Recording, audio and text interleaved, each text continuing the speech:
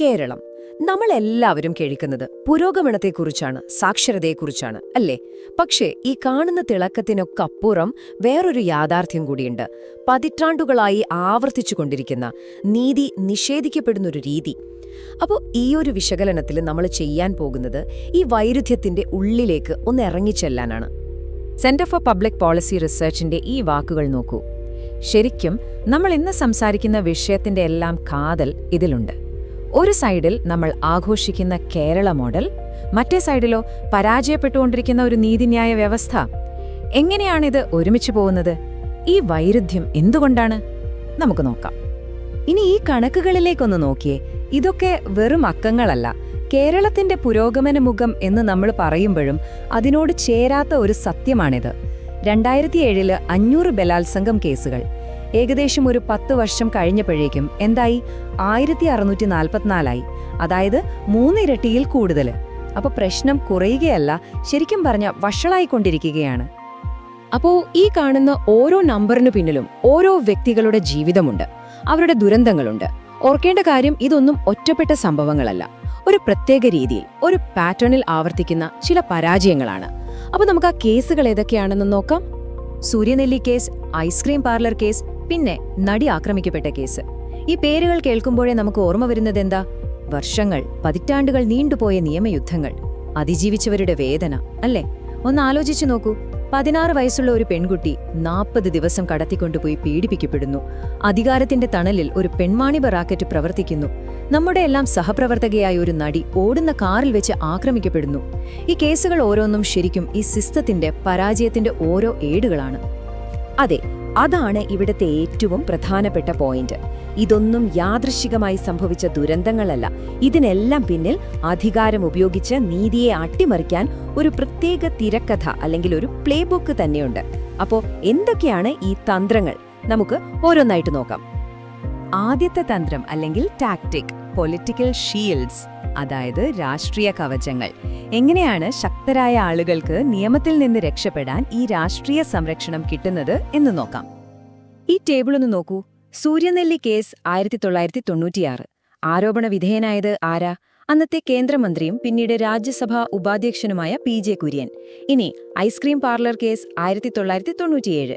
അതിലുൾപ്പെട്ടത് സംസ്ഥാന വ്യവസായ മന്ത്രിയായിരുന്ന PK കുഞ്ഞാലിക്കുട്ടി. 2017 നടി ആക്രമിക്കപ്പെട്ട കേസിലെ സൂപ്പർസ്റ്റാർ നടനും ഇൻഡസ്ട്രിയിലെ വലിയ സ്വാധീനവുമുള്ള ദിലീപ്.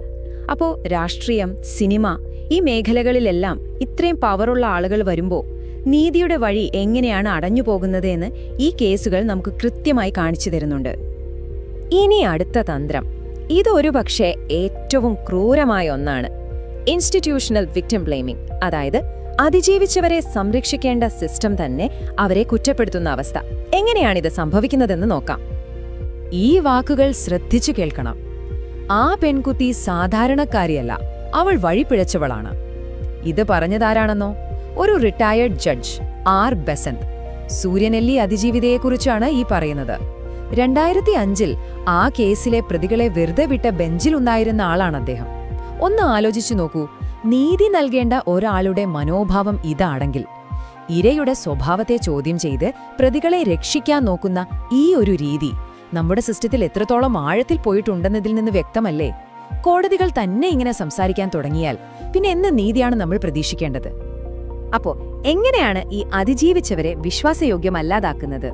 അതിന് പല വഴികളുണ്ട്. ഒന്നാമത്തേത്, എന്തുകൊണ്ട് രക്ഷപ്പെട്ടില്ല എന്ന ചോദ്യം.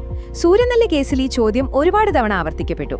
പിന്നെ അവരുടെ സാമ്പത്തിക സ്ഥിതി, സ്വഭാവം, ഇതൊക്കെ അനാവശ്യമായി ചികഞ്ഞു പരിശോധിക്കും. മൂന്നാമത്തെ കാര്യം, സാക്ഷികളെ പണം കൊടുത്തു കൂറുമാറ്റുക, അല്ലെങ്കിൽ കൂറുമാറ്റുന്നു എന്ന ആരോപണം ഉന്നയിക്കുക. ഐസ്ക്രീം പാർലർ കേസ് ഇതിന് വലിയൊരു ഉദാഹരണമാണ്. അവസാനം നടി ആക്രമിക്കപ്പെട്ട കേസിൽ നമ്മൾ കണ്ടതുപോലെ മാധ്യമ വിചാരണയിൽ സ്വാധീനിക്കപ്പെട്ടു എന്ന് പറഞ്ഞ് അതിജീവിതയെ തന്നെ പ്രതികൂട്ടിലാക്കുന്ന രീതി. ഇതൊക്കെയാണ് നടക്കുന്നത്. ഇനി മൂന്നാമത്തെ തന്ത്രം, നീതി വൈകുന്നത് നീതി നിഷേധമാണ് എന്ന് നമ്മൾ കേട്ടിട്ടില്ലേ? അത് തന്നെയാണ് ഇവിടെ സംഭവിക്കുന്നത്. നിയമവ്യവസ്ഥയെ തന്നെ ഒരു ആയുധമാക്കി മാറ്റുന്നു. കേസ് വർഷങ്ങളോളം നീട്ടിക്കൊണ്ടുപോയി അതിജീവിച്ചവരെ മാനസികമായും സാമ്പത്തികമായും തളർത്തുക. അവസാനം അവർ തന്നെ തോറ്റു പിന്മാറുന്നൊരവസ്ഥയുണ്ടാക്കുക. ഈ കാത്തിരിപ്പ് എത്ര വലുതാണെന്ന് നോക്കൂ. സൂര്യനെല്ലി കേസിൽ ആ പെൺകുട്ടിക്ക് പോരാടേണ്ടി വന്നത് 18 വർഷമാണ്. ഐസ്ക്രീം പാർലർ കേസ് പതിറ്റാണ്ടുകളോളം നീണ്ടു. വി.എസ്. അച്യുതാനന്ദൻ എന്നൊരു മനുഷ്യൻ ഒറ്റയ്ക്ക് നടത്തിയ പോരാട്ടത്തിന്റെ ഓർമ്മപ്പെടുത്തലാണ് ആ കേസ്. ഇനി നടി ആക്രമിക്കപ്പെട്ട കേസോ? 8 വർഷം കഴിഞ്ഞിരിക്കുന്നു, വിധി ഇപ്പോഴും വന്നിട്ടില്ല. ഈ വർഷങ്ങള് വെറും അക്കങ്ങളല്ല, അതിജീവിച്ചവരെ വീണ്ടും വീണ്ടും പീഡിപ്പിക്കുന്നതിന് തുല്യമാണിത്. അപ്പൊ നമ്മൾ ചോദിക്കേണ്ട ചോദ്യം ഇതാണ്: കേസുകൾ ഇങ്ങനെ നീട്ടിക്കൊണ്ടു പോകുന്നതുകൊണ്ട് ആർക്കാണ് ലാഭം? അപ്പോ ഈ പറഞ്ഞതൊക്കെ എന്തോ പണ്ട് നടന്ന ചരിത്രമാണെന്ന് കരുതരുത്. ഈ രീതി, ഈ ചക്രം ഇന്നും തുടരുകയാണ്. അധികാരവും രാഷ്ട്രീയവും ഉപയോഗിച്ച് നീതിയെ വഴിതിരിച്ചുവിടുന്ന ഈ പ്ലേബുക്ക് ഇപ്പോഴും വളരെ ആക്റ്റീവായി ഉപയോഗിക്കുന്നുണ്ട്. അതിന്റെ ഏറ്റവും പുതിയൊരു ഉദാഹരണം നമുക്ക് നോക്കാം. 2025 ഉയർന്നു വന്ന രാഹുൽ മാങ്കൂട്ടത്തിൽ കേസ്. കോൺഗ്രസ് പാർട്ടിയുടെ ഒരു സിറ്റിംഗ് MLA ആണ്. അദ്ദേഹത്തിനെതിരെ ഒന്നിലധികം ലൈംഗികാരോപണങ്ങൾ വന്നു. അപ്പോൾ ഉണ്ടായ പ്രതികരണങ്ങൾ ശ്രദ്ധിച്ചാൽ നമ്മൾ ഇത്രയും നേരം സംസാരിച്ച അതേ പാറ്റേൺ അവിടെയും കാണാൻ പറ്റും. ഈ വാക്കുകൾ നോക്കൂ: നീതിക്കു പകരം ഈ പ്രക്രിയ മാധ്യമ വിചാരണയുടെയും രാഷ്ട്രീയ ചെളിവാരിയേറിന്റെയും ഒരു പ്രഹസനമായി മാറുന്നു. രാഹുൽ മാങ്കൂട്ടത്തിലിന്റെ കേസിൽ കൃത്യമായി സംഭവിച്ചതിതാണ്. ആരോപണം വന്നപ്പോൾ ചർച്ച നീതിയെക്കുറിച്ചായിരുന്നില്ല, അത് നേരെ ഒരു രാഷ്ട്രീയ മുതലെടുപ്പായി മാറി. ഒരു വശത്ത് മാധ്യമ വിചാരണ, മറുവശത്ത് രാഷ്ട്രീയ പാർട്ടികൾ തമ്മിലുള്ള ചെളിവാരിയേറ്. ഇതിനിടയിൽ എന്ത് സംഭവിച്ചു? അതിജീവിച്ചവരുടെ വേദനയും അവരുടെ നീതിക്ക് വേണ്ടിയുള്ള ആവശ്യവും ആരും ശ്രദ്ധിക്കാതെ പോയി. ഇവിടെയാണ് നമ്മൾ രാഷ്ട്രീയ പ്രതികരണവും വ്യവസ്ഥാപരമായ നടപടിയും തമ്മിലുള്ള വ്യത്യാസം കാണുന്നത്. പാർട്ടി എന്തു ചെയ്തു? അദ്ദേഹത്തെ പ്രൈമറി മെമ്പർഷിപ്പിൽ നിന്ന് സസ്പെൻഡ് ചെയ്തു. അതൊരു പാർട്ടി നടപടി. പക്ഷേ വ്യവസ്ഥാപരമായ നടപടി എന്തായിരുന്നു വേണ്ടത്? അദ്ദേഹം MLA സ്ഥാനം രാജിവെച്ചില്ല. നിയമം അതിന്റെ വഴിക്ക് പോകുന്നതിനു പകരം ഇതൊരു പൊളിറ്റിക്കൽ ഡിബേറ്റായി മാറി. നീതിന്യായ വ്യവസ്ഥയെ ഒരു സൈഡിലേക്ക് മാറ്റി നിർത്തി. അപ്പം മനസ്സിലാക്കേണ്ട ഒരു കാര്യമുണ്ട്: ഇത് ഏതെങ്കിലും ഒരു കേസിന്റെയോ അല്ലെങ്കിൽ ഒരു രാഷ്ട്രീയ പാർട്ടിയുടെയോ മാത്രം പ്രശ്നമല്ല, ഇത് സിസ്റ്റത്തിന്റെ പ്രശ്നമാണ്. സൂര്യനെല്ലി കേസ് മുതൽ ഇങ്ങോട്ട് നോക്കിയാൽ ഏതു പാർട്ടി അധികാരത്തിലിരുന്നാലും ശക്തരായവരെ സംരക്ഷിക്കുന്ന ഒരു രീതി നമുക്ക് കാണാൻ സാധിക്കും. അപ്പോ മാറ്റങ്ങൾക്കായി ശ്രമങ്ങളൊന്നും ഉണ്ടായില്ലേ? ഉണ്ടായിട്ടുണ്ട്. നടി ആക്രമിക്കപ്പെട്ട കേസിന് ശേഷം രൂപീകരിച്ച ജസ്റ്റിസ് ഹേമ കമ്മിറ്റി തന്നെ വലിയൊരു ഉദാഹരണമാണ്. സിനിമാ ഇൻഡസ്ട്രിയിൽ സ്ത്രീകൾ നേരിടുന്ന പ്രശ്നങ്ങളെക്കുറിച്ച് പഠിക്കാനായിരുന്നു അത്.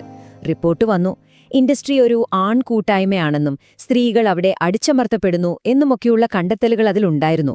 പക്ഷേ എന്നിട്ടെന്ത് സംഭവിച്ചു? സർക്കാർ ആ റിപ്പോർട്ട് പുറത്തുവിടാൻ ഏകദേശം 5 വർഷമെടുത്തു. അവസാനം റിപ്പോർട്ട് പുറത്തു വന്നതിനു ശേഷം തെളിവില്ല എന്ന് പറഞ്ഞ 35 ലൈംഗികാതിക്രമ കേസുകൾ പോലീസു തന്നെ എഴുതിത്തള്ളി.